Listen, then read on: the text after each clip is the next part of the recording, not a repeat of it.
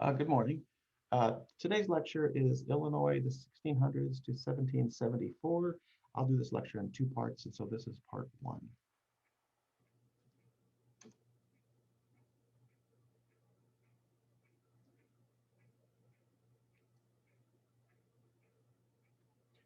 Okay, so first what I want to deal with is the Illinois country and its Native American inhabitants.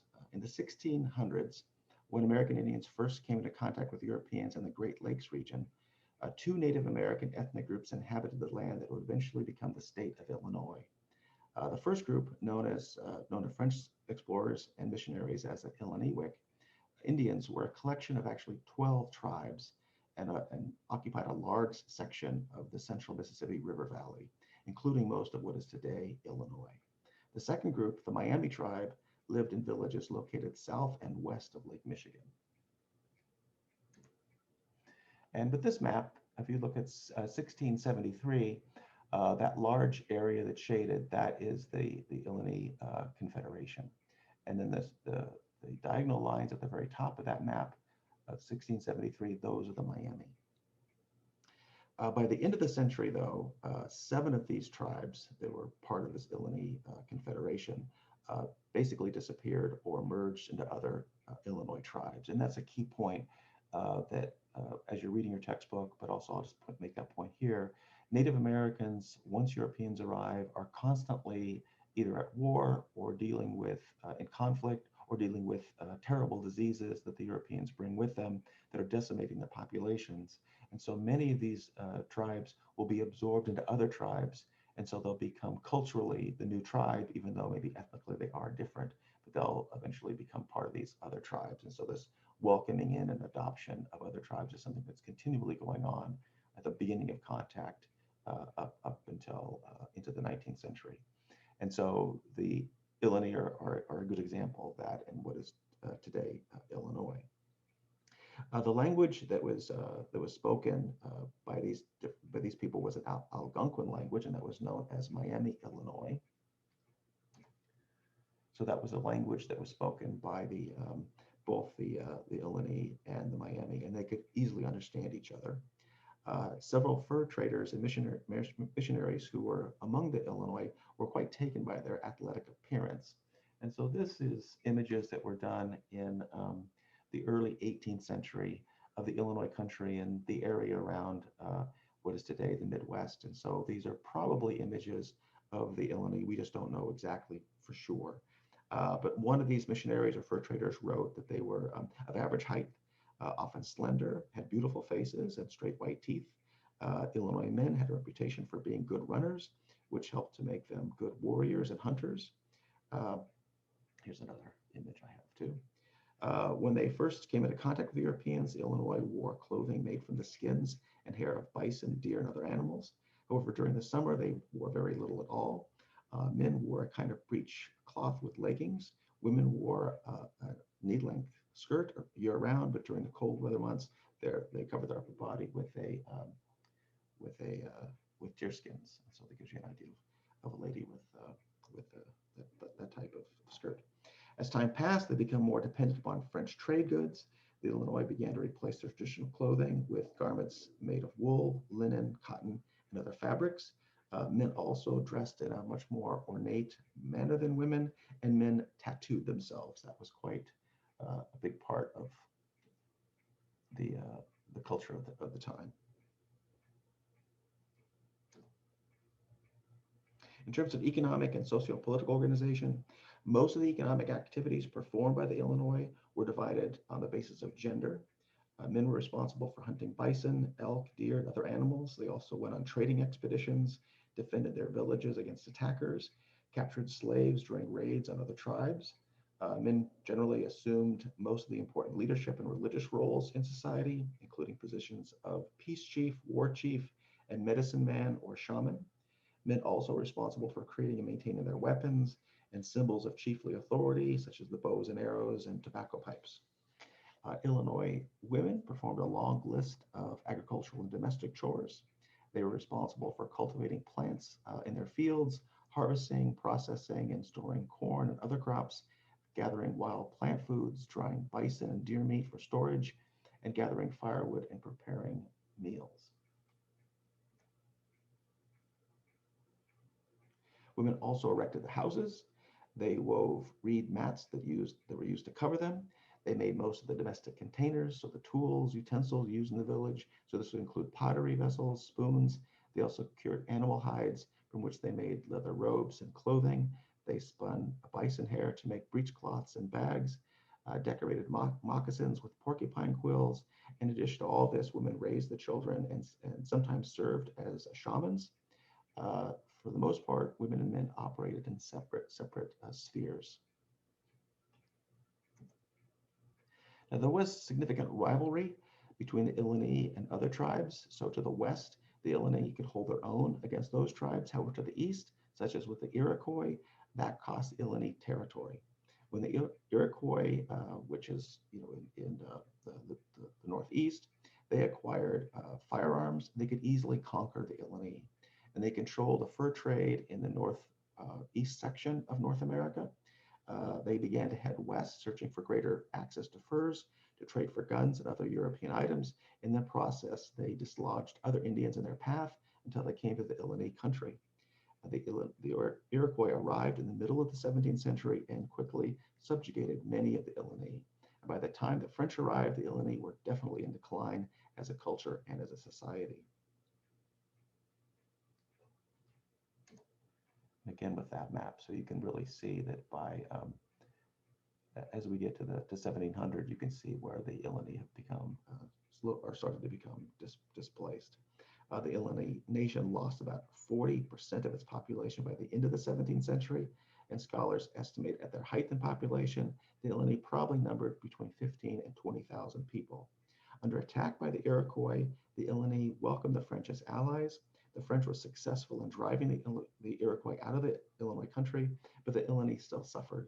They became heavily dependent upon European trade goods, and they died in large numbers due to old world diseases.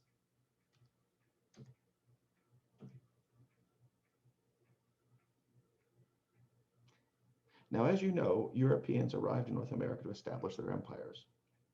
The British and the French were out to compete with the Spanish, and to a lesser degree with the Dutch and the Portuguese. And for about 200 years, it wasn't clear who was going to dominate North America.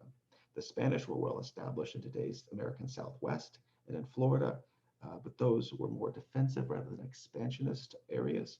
The Spanish were basically trying to protect Mexico and their Caribbean plantations. On the Atlantic coast and the interior valleys, including Mississippi, could have been controlled either by France or by Great Britain. And that's not going to be clear until we get to the French and Indian War. And so we'll get to that a little bit. But this is a French map of the Illinois country. And you can see Illinois right in the center of the map, and see Lake Michigan up there into the northeast. And so there's Canada to the northeast, and then Louisiana, the south, and Illinois in between these two regions of the French Empire in North America. So the Illinois country is really part of New France. And this is primarily the northeast or Canadian part of New France. That would be the settlements along the St. Lawrence River. That's under the map. That gives you an idea of that. So here you can see the St. Lawrence River, where there's Quebec and Montreal up into the upper right of the map. So that's the St. Lawrence River, and so their empire extended all the way through the Great Lakes into the Illinois country down into lower Louisiana. And so the Illinois country became this important element in between these two major areas of the French Empire. So it connected. So Illinois country basically connected to important areas as a transportation route, as a fur trade location, and then as a settlement area for the relatively few French men and women who settled in the New World in comparison to the heavily settled areas along the Atlantic coast, which is the British colonies. So for about 200 years, the French colonial presence in North America, they constructed a series of forts, trading posts, missions, and settlements.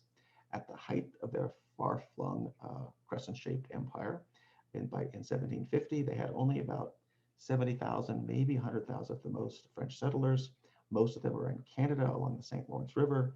The British, though, have 1.3 million at the same time. So there's a real disparity between French settlement and British settlement. The French Empire in North America was essentially a riverine empire. I'll put that. So essentially riverine empire, in that the major river systems of the St. Lawrence River, the Mississippi, the Ohio River, these are basically the highways for the French to get from point A to point B. And their primary economic motive for being in North America was for trade, especially fur and animal skin trade. So there's the beaver pelts and deer skin, and these pelts could and skins could make were really very marketable in Europe and other parts of the world, and so they could be quite lucrative. So the fur trade was extremely important for their economic presence, the French economic presence in North America. Along with this commercial effort, though, was also a religious mission.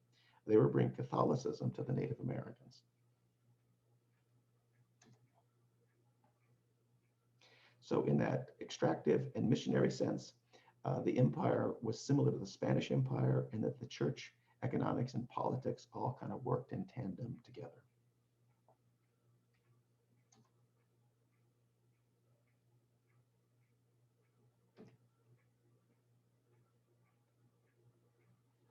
Now, the earliest French explorers added a French ending to the Illini, referring to the land as where the Indians lived as the Illinois. And it was with the contact in Western Canada that the French heard of a very large river called the Mississippi, and the French thought this might be a water route to the Pacific Ocean. A northwest passage had been of interest to Europeans for a very long time to make trade with Asia much more efficient. So that's essentially what they're looking for, is a northwest passage. And the French hoped to get a jump on the British or the Spanish, who may claim the waterway themselves. And so the Europeans were operating off of this notion of the right by discovery. So you don't have to actually settle the land, but if you see it first, you can claim it for your country or for your king, essentially. So the French, New France governor, Louis Frontenac, chose a young explorer and fur trader, this would be Louis Joliet, to lead this first expedition into the Mississippi River Valley, and hoping to Christianize and educate the Indians along the way. The French always sent at least one priest, and that would be Jacques Marquette. So I have an image of those two gentlemen. There's Joliet. And this is Father Marquette. So Joliet, Marquette, and their crew of 5 men were in 2 canoes set out for the Mississippi on May of 1673. I'll put that larger map up. So they paddle across Lake Michigan to Green Bay and begin their journey from there. The Miamis assisted as scouts, guiding the Frenchmen down the Fox River and helped them portage to the Wisconsin River. At that point, the Miamis turned back and the French crew were on their own. Marquette kept a journal of what he and the group saw along the way, all the animals and plants, etc., kind of describing everything that he saw. For almost 300 miles, they encountered no Indians. Then around present-day Keokuk, they encountered Indians, probably the Peorias. They were welcomed at their settlement, and Marquette, who could speak several Algonquin languages, was able to communicate with them. He told them that they were there to teach them about their God, and that the French would also help them fight their enemy, the Iroquois.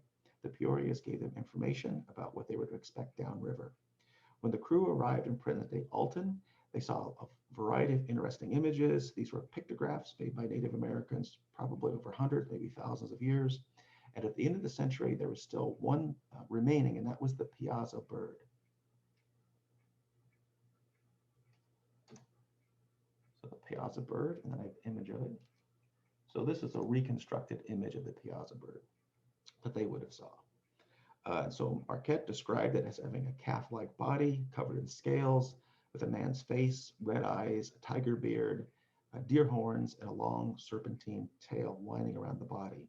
So from that description, which is what they reconstructed it at in present day, you could see that a similar image on pottery from a much earlier era. So this is an image that for some reason has great resonance within the native peoples of this part of North America.